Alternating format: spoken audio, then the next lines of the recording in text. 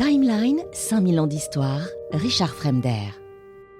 Le décor inscrit le roi dans la continuité de la monarchie nagadienne, en reprenant des symboles nés à Agada, qui seront ensuite transmis de génération en génération, tout au long de l'histoire égyptienne. Et le plus important, c'est ce qu'on appelle le sérek, un signe qui a l'aspect d'une façade de palais, montrant une porte aménagée dans un mur à redans, surmonté par un faucon, si vous voulez. Ce symbole encadre les noms royaux. C'est l'ancêtre du cartouche qui renfermera plus tard les noms des pharaons durant plus de 3000 ans. La présence du faucon, l'oiseau associé au dieu Horus, figure titulaire de Haute-Égypte, souligne le renforcement des centres politiques au sud de l'Égypte et indique que les signes qu'il protège sont ceux qui forment le nom de couronnement du roi, le nom d'Horus. Il y est inscrit partout sur les jarres, les sceaux cylindriques, les scellés, les artefacts cérémoniels, jusque dans les tombes gravées ou tracées à l'encre. Il s'agit tout simplement d'une marque de propriété et affirme que l'objet ou que le bâtiment sur lequel elle est écrite appartient au roi. L'avènement de Narmer marque donc un tournant majeur dans l'histoire égyptienne parce qu'il marque la fin de tous les petits royaumes qui constellaient l'Égypte et la Nubie. En 3150 avant notre ère, il n'y a plus qu'un seul Sérek en Haute et Basse-Égypte, celui du roi Narmer. Il est parvenu à unir sous son autorité l'ensemble des centres politiques des deux terres. C'est lui qui instaure l'écriture. Elle est utilisée en premier lieu pour dresser des listes royales et en second lieu pour noter les noms des villes afin de faciliter la gestion évidemment des ressources. De cette façon, on connaît précisément la provenance de chaque produit. Elle sert donc à constituer une mémoire monarchique en rappelant les rois qui ont régné sur les deux parties du royaume avant son unification. Ce procédé place donc ce roi dans la continuité des souverains qui ont affirmé leur pouvoir sur le pays, au nord et au sud. Narmer est tout simplement le premier pharaon qui honore la mémoire des anciens rois à Abydos comme à Hiérakonpolis, en venant lui-même déposer des offrandes dans les tombes de ses prédécesseurs. Après lui, les pharaons du 3e millénaire déposent des objets votifs dans le temple comme des têtes de massue ou des palettes, mais ils se font toujours enterrer à Abydos. L'influence de Nagada se fait sentir sur les productions des dynasties Tinites. Par exemple, le thème de la procession de bateaux présent sur les parois de la tombe 100 et sur le couteau du Djebel el-Arak est un motif omniprésent dans les gravures nagadiennes.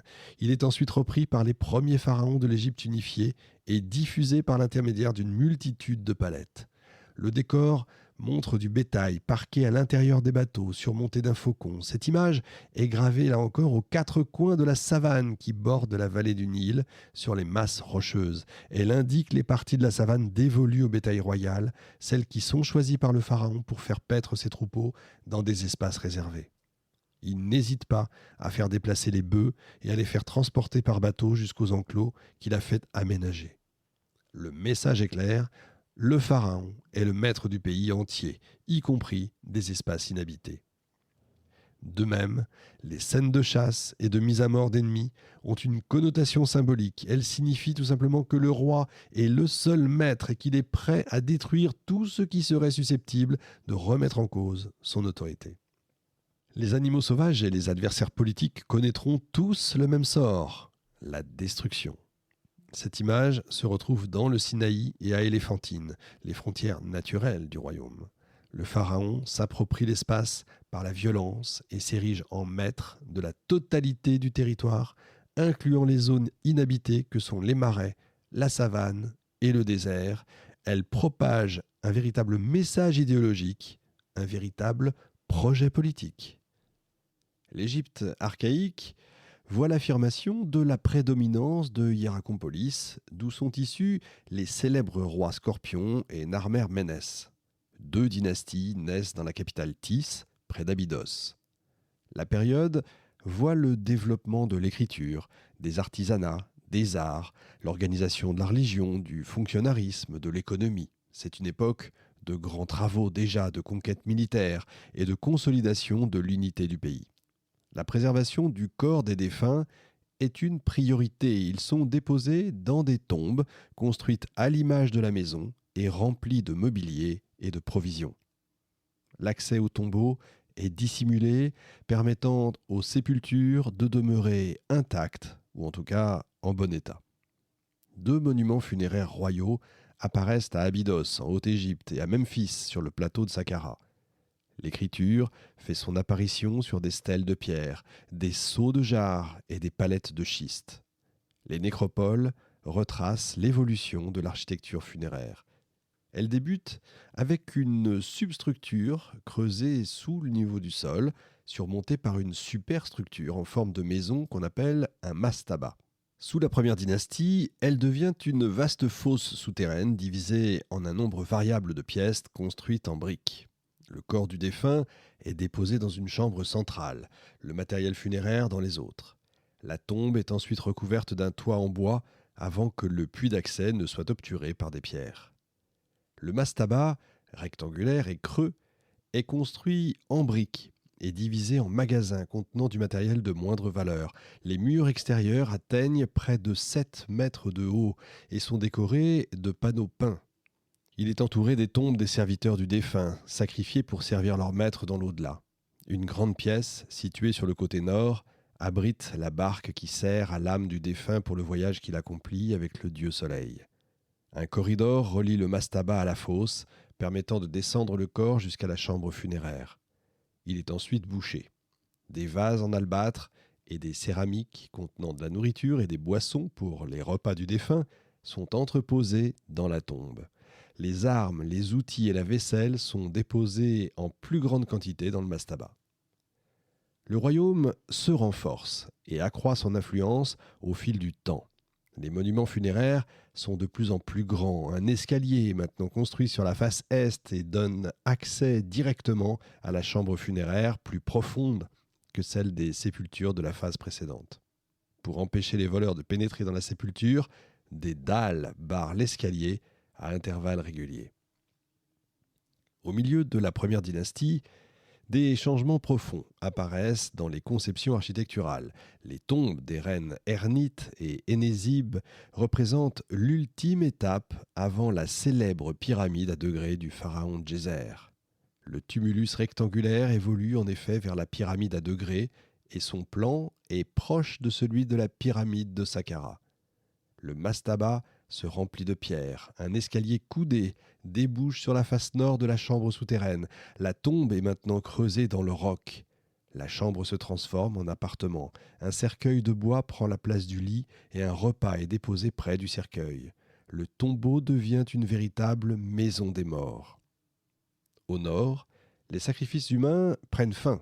La conception de la survie devient plus spirituelle. Les grandes tombes restent le privilège de la famille royale et de la haute noblesse. Les notables imitent les réalisations des grands. Quant aux artisans, ils sont inhumés dans des puits oblongs avec le matériel qui correspond à leur métier. Les paysans, eux, sont enterrés dans une fosse surmontée d'un tertre en position embryonnaire. Ils représentent la population invaincue qui refuse d'adopter les coutumes des vainqueurs. La conservation du corps demeure la préoccupation dominante. Il est enveloppé dans des bandelettes de lin, trempé dans une matière qui permet de garder la forme du corps après la décomposition. Cette technique a permis à ces moulages de parvenir jusqu'à nous. L'architecture civile ne nous est connue que par le biais des tombes, effectivement. Sous la première dynastie, la pierre remplace le bois pour la construction des temples et des palais. La façade est striée, les mastabas et les temples en briques apparaissent subitement. Ils soulignent l'influence mésopotamienne, mais aussi le haut niveau technique des architectes égyptiens qui excellent dans la réalisation de toitures, de planchers, de fenêtres, de portes et de voûtes. La sculpture en relief suit déjà les canons et les principes qu'elle conservera tout au long de l'histoire égyptienne. Elle se caractérise d'abord par les palettes votives, les têtes de masses d'armes aux manches en ivoire, les couteaux en silex, les disques sculptés et les stèles royales d'Abydos. Puis, c'est le début de la petite sculpture, en ronde-bosse, où la perfection est rapidement atteinte. Un tel niveau technique ne peut être que le résultat d'une longue tradition dont on ne voit aucune trace en Égypte. On peut donc supposer qu'il s'agit, là encore, de l'apport d'un autre peuple. La statuaire naissante est illustrée par les colosses de mines de Coptos et par 4 statues en bois fragmentaire. Debout, le pied gauche avancé, une position qui restera constante dans l'histoire de l'art égyptien.